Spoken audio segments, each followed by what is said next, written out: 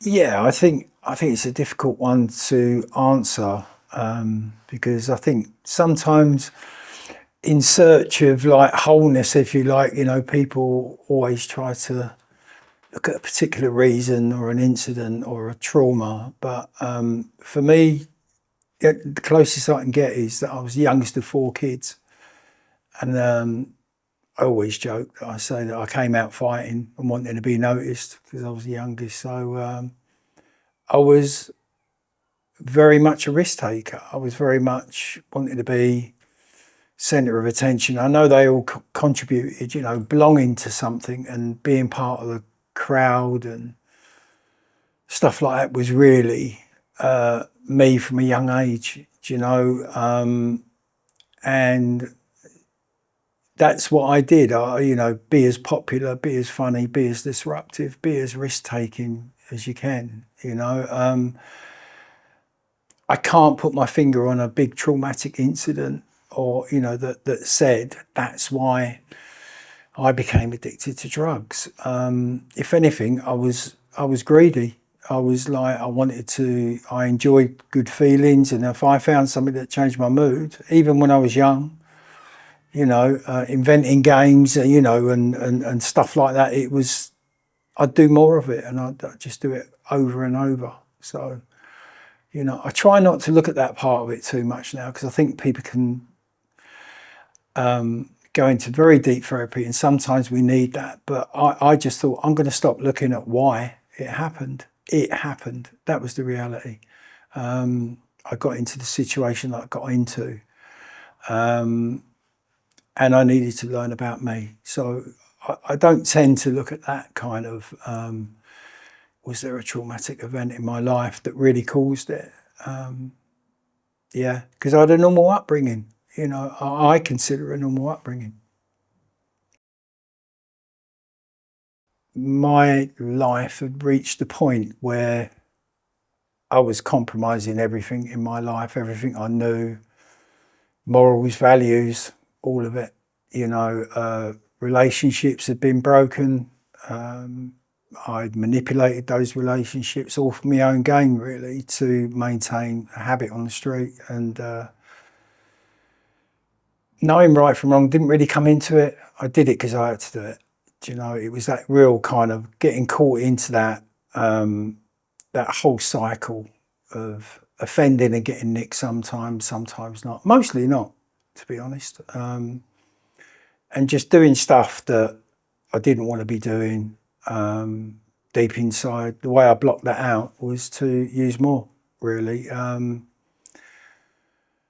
I've got to say that at the end, I don't, as I say, the bridges have been burnt with friends and family, and the brushes with the law and all the rest of it had just become tiresome, occupational hazard, really. And I had something to compare it against because in my late teens, I ran my own business. I was an entrepreneur. I had money. I had, and very publicly, people were saying, Ray's done really well. He's done really well in business and stuff. And then very publicly, 10, 12 years later, they're going, have you seen the state of him? So that's shame. I built up a big pile of regrets and all the rest of it, and damaging other people and damaging myself, which built and built. And every time I stopped or tried to stop, I had to stop and take a look over my shoulder, and I saw all that, and I felt shame about it. I felt guilt about it. Self-worth was already on the floor anyway, but I just thought I can't face it. But there was something in me, that straw that broke the camel's back for me. I remember I had a prescription for methadone at the time. I was drinking copious amounts of alcohol. I was wandering around the streets in London because I was homeless. I had nowhere to go. All the doors had shut. I always remember going up to my brother's front door and knocking on there and saying, look, Steve, I've got nowhere to stay tonight. Can I keep on your couch? And he said to me, Ray, sorry, mate, but I can't help you. And shut the door in my face. And I just thought, wow. I'd never felt that alone feeling, complete aloneness ever in my life. I slept that night in a subway in Elephant and Castle, and there was a homeless guy there who I used to for some reason looked down at if you're a homeless person, but I was homeless. And I said to him, do you mind if I lie next to you? Can I borrow your blanket? And I got a really vivid view of when I woke up in the morning, it was a busy subway. And all I could see at pavement level was ankles and legs. And they all had somewhere to go, somewhere to belong to, something to do. And it was that moment where I had that real sense of, right, this is it. What are you going to do? You're going to live, you're going to die. And something in me, there must have been something that made me reach out for help. But I'll never forget that moment. I'll never forget that day. It was the 17th of May, 1992, when I reached that point. And I had a number. God knows why I had it in my pocket, but it was for an emergency crisis centre which took people in for a detox in central London. And they agreed to assess me that evening. And we had to meet on neutral ground, which was the UCH hospital. And I went to UCH and they asked you to get there about 9 o'clock at night. And I didn't know how I was going to get through the day, but I did. So I went there heavily withdrawing. And, she turned me down. The person who assessed me walked out and said, no, you're too high on the alcohol levels. You've got real risk there, blah, blah, blah. But I'll tell you what I'll do. Come back tomorrow. I'll meet you here same time tomorrow, which today I look back and I think she was testing me, I turned up the next day, I bunked the trains. And she said to me, she said to me, don't have a drink or take any drugs before you come and meet me tomorrow night. And when tomorrow came, I remember on the tube, I went from Malden on the tube, heading my way up to the Angel. And I had to get off at Kennington because I was in so heavy withdrawals. And I had half a bottle of vodka and a can of Coke. Always put the vodka in the Coke so people just think you're drinking Coke at that time in the morning. And I remember a Rastafarian guy sitting next to me. And he knew I was in trouble. And he just looked at me and he sucked his teeth and he just went, you're too young. You're too young. And that really resonated with me. So I got on the tube. I got back on the tube. I made it there and I made it into detox. And it was kind of the easiest process I'd ever been through. It was a 10-day blind detox. You didn't know what you was getting. You didn't know how much methadone was going to be in that liquid they were giving you. But I knew I was done. There was something inside me that just said, I've had it. I'm not doing this anymore. But the next, thing for me, the next thought was really scary, which was, so what are you going to do? If you ain't doing this, what are you going to do? If you haven't done, you're used to a lifestyle that you've become accustomed to and all the occupational hazards that come with it, what are you going to do? So, someone just said to me, look, just get through the detox, get through the physical part of it, and then you'll have time with a clearer head to start to think about what you're going to do. So the motivation for it came from within. I've heard some people, I'm not a great one for the sayings and stuff, but it's like, I think I honestly got given that gift of desperation. I was desperate, I was done, I knew it was life or death, and I had to make a decision there and then. And thankfully, something in me said, I'm going to reach out for help. And from that day, after that 10-day detox, I haven't used anything, a drug or a drink, for 33 years now. So it's like, but I had to go and learn how to live. I didn't know how to live. I needed to get back in touch with my values, back in touch with my morals. And that took a lot of help along the way, from peers, from treatment services, from, family and so on and so forth. But yeah, I got there in the end. I did it. It made my decision. I just knew I was done, and I've never been tempted to go back there. I don't ever want to go back to that place of isolation and loneliness and, not wanting to live. You know what I mean? I'm done. So, okay, that's a huge question. I think that I can answer two ways about that, which is I've got my personal understanding of my own recovery, what works for me. And I think recovery, I try to keep it simple when I look at what does it mean. I think it means people regaining something they've lost, and that could be potential, that could be family, whatever. But I think recovery has slightly been hijacked as well. There is no definition out there for, this is absolute recovery. We have to have our own definition for it. And that's what I tend to stick to, to understand it all I think it's almost, I've got a finite mind, and I guess it's maybe a little bit like faith, it's like something that's so infinite. How is my finite mind going to really get around that? All I can do is keep it simple and actually try and understand it myself. And that's my starting point. And recovery for me, it quite quickly didn't become about the substances. It was that was a physical addiction. It was the soul and the mindset that came along with it.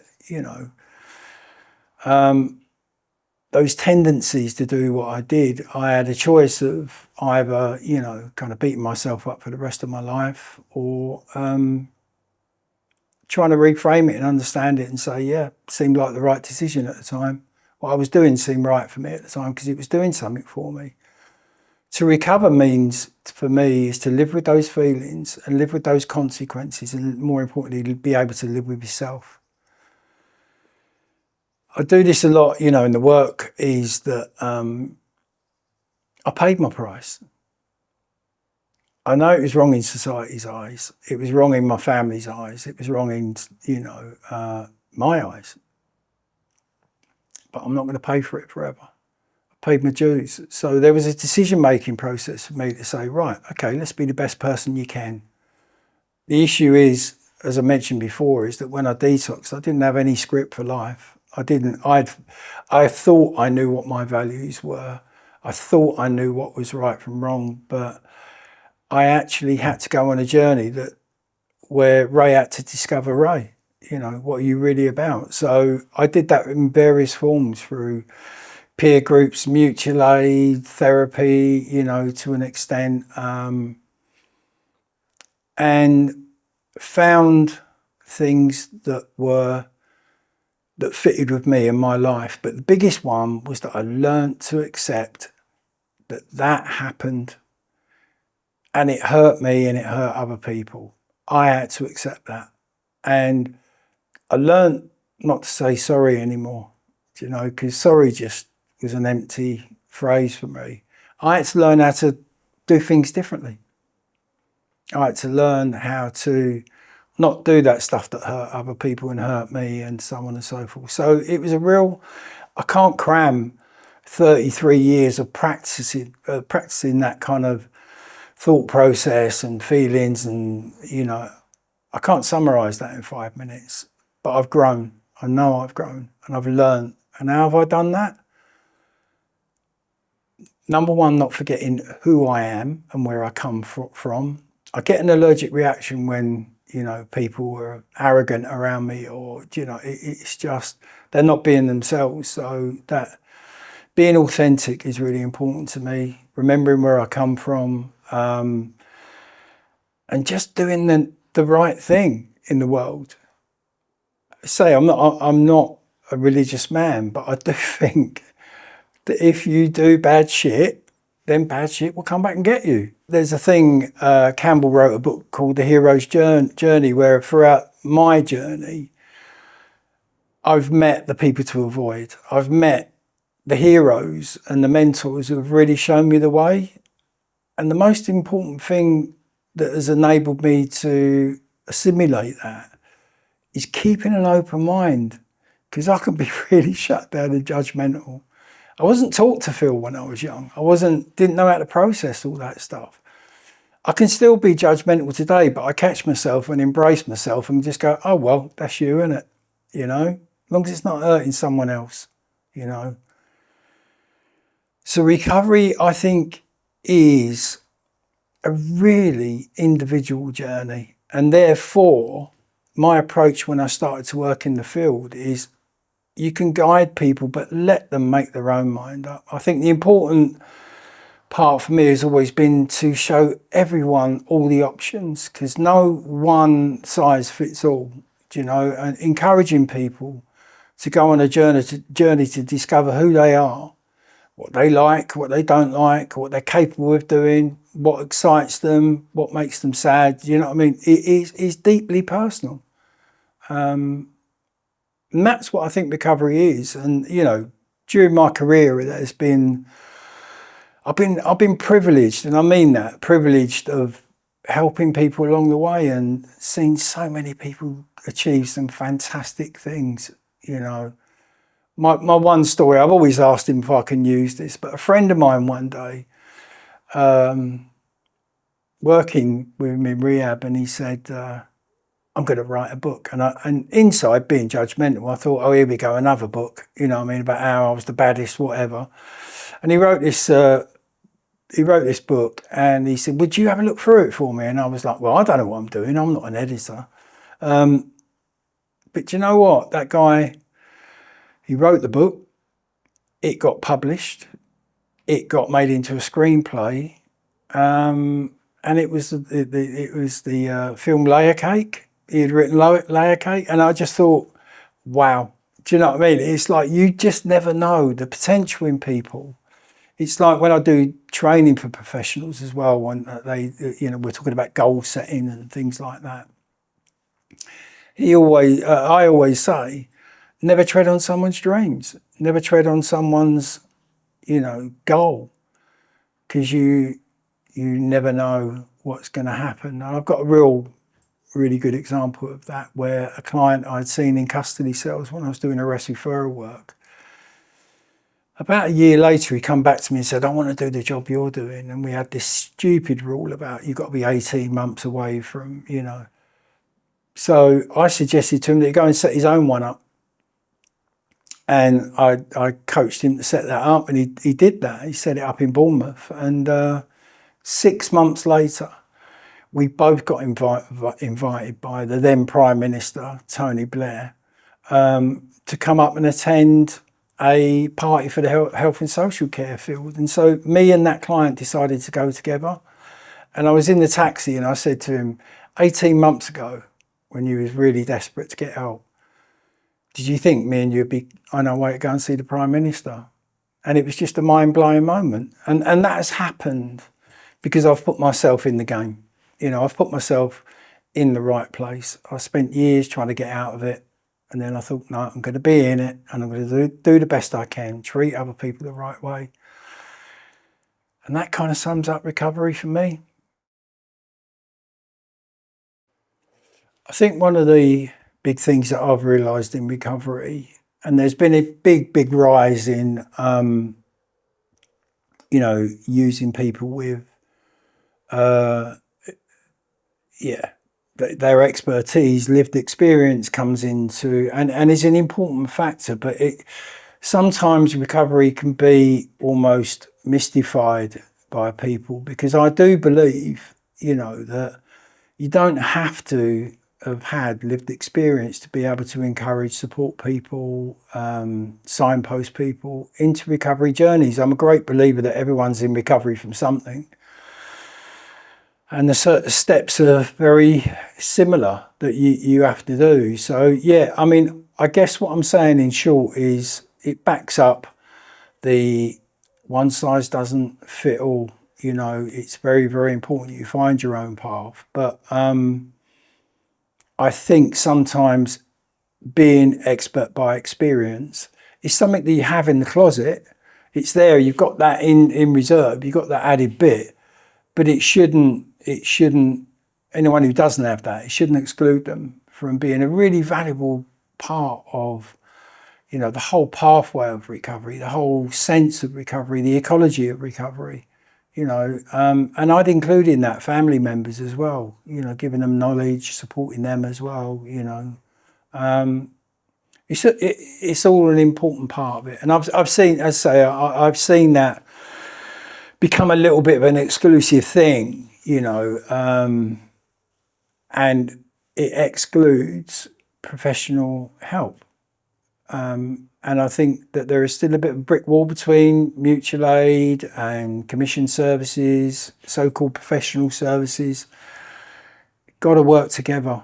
Needed, both needed, and just would like to see those integrated a little bit more than they actually are in recovery. And that's one, you know, that is one of the things that I've noticed. And it's not just about recovery. You've had that kind of divide before with mental health services and substance misuse services, not talking with each other. That client for you, you've got to deal with that first rather than us getting involved. It's such a complex issue, you know, heads up, that's why the World Health Organization have got no absolute diagnosis for it. It's that complicated. And that's what we're dealing with. So I don't think there's an overall solution. There's just some lessons that I've learned and that I've noticed during my time working in the field, you know.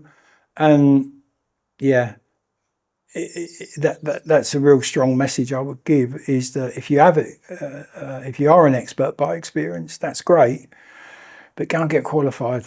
Go and get qualified as whatever you want to do, you know, as a counsellor or a psychotherapist or a psychologist or psychiatrist, because that will enable you again to stand shoulder to shoulder with your colleagues and not be apologising for your past.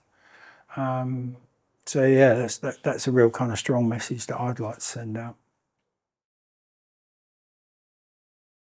It's been a journey. It really has. I think I've been extremely lucky, or the right people were put in the right place at the right time. I always say this with a tongue in cheek, that I've got one claim to fame, and that's all. Which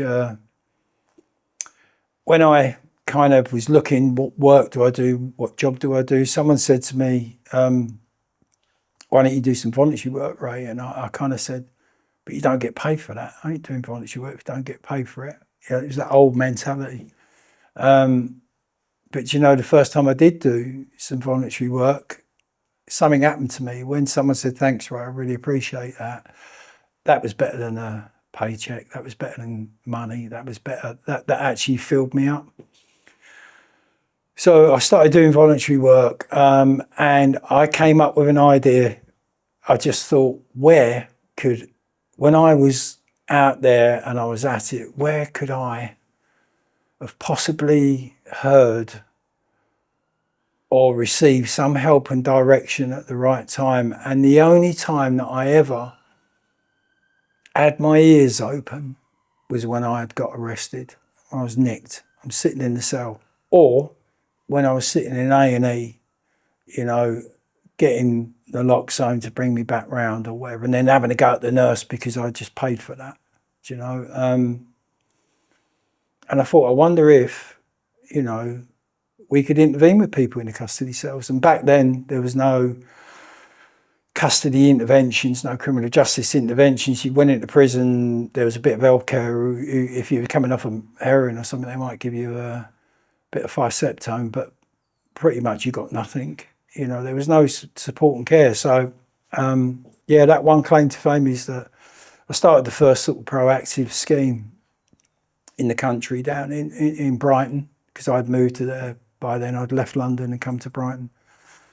And I was the entrepreneurial spirit was starting to come out, because I went straight to the chief constable, floated the idea past him. He said, that sounds like a good idea. I'll give you 3 months. Went into the custody cells, and had to make the relationships with the sergeants and all the rest of it. But I already they used to be part of my game, part of my life. You know, you got to know some coppers and do you know what I mean? It was all that. And my mentality fitted straight away, and I fitted in down there, you know, and managed to get access to custody cells and stuff. So that scheme got evaluated by the government, and to take a really cut a long story short, got replicated across all custody cells in England and Wales. And that brought me into contact with a very small charity in Sussex. which today, I stayed there for 14 years, and I left when we went from a £350,000 turnover to 60 million. And today that charities, CGL, are now turning over more than 340 million. It's huge, it's massive. It's not about the money there. I mean, for me, it's about the experience I got of growing an organisation from nothing to that size. HR, IT, legals, policies, health and safety. I was like a sponge, and I just absorbed it. But by the time it got to 60 million, my role was around the boardroom table. You know, I was national director for development, and it was around a boardroom table, and I just thought, I'm bored. I didn't do this the reason I was in this career was that I wanted to be face to face, and I wanted to be helping people. That's why I wanted to be, that's why I became a volunteer. So I went back to that, and I resigned and said, look, I'm going to do some training and consultancy. I want to get back to working with people. But then I kind of missed the organisation setup. And so I started an organisation called Emerging Futures 11 years ago. And I had a couple of guidelines with that, which is I wanted at least 70% of the staff to be people with lived experience, but also professional qualifications. And I wanted to add an element which I felt was missing in some of the community services, which was housing, supported housing, and do something while people were, in that housing. I almost had an idea for an academy where they could learn and they could get back to work, reconnect with family and stuff. And yeah, that was successful, but after 10 years, that feeling came back.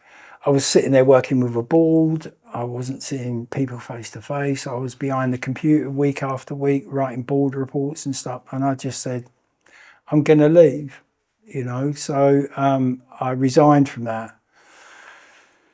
And, it was almost as though I had...